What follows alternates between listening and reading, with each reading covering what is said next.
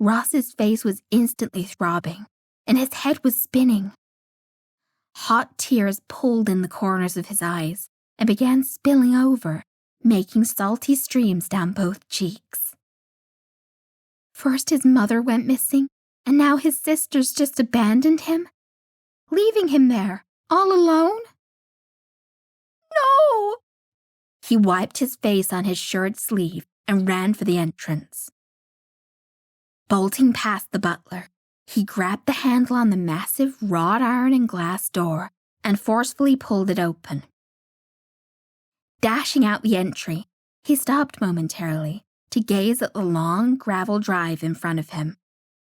"Master Ross!" Arthur called. "Go!" the voice screamed inside his head, and Ross started running. The lands encompassing the McPaden estate consisted of more than 760 acres of rolling hills, lush green forests, fragrant rhododendron gardens, bubbling streams, and swan ponds.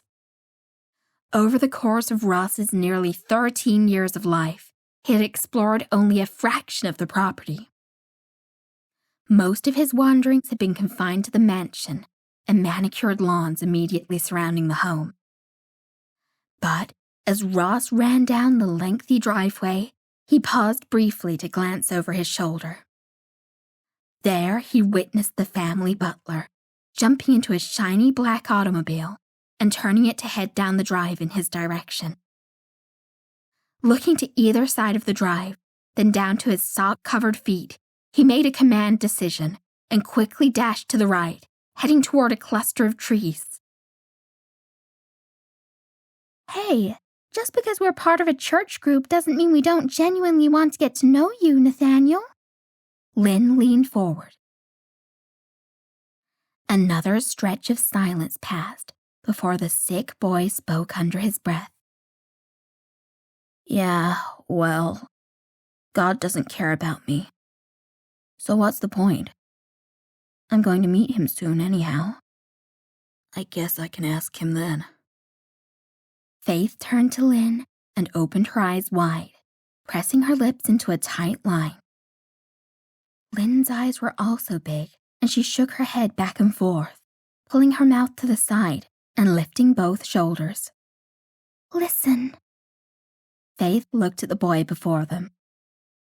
"I know there's no way we can even begin to understand what you're going through, or how you're feeling, Nathaniel." She leaned forward, placing a hand on his exposed forearm.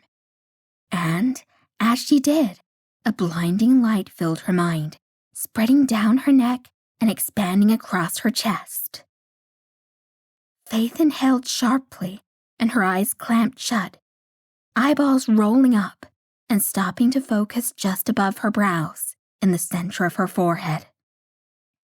The brilliance then traveled down her arm, and a sudden rush of energy shot through her, exploding out her fingertips and into Nathaniel's body. The intense electrical charge was over in an instant, and Faith jerked her hand away, gazing, open-mouthed, at the dying boy before her.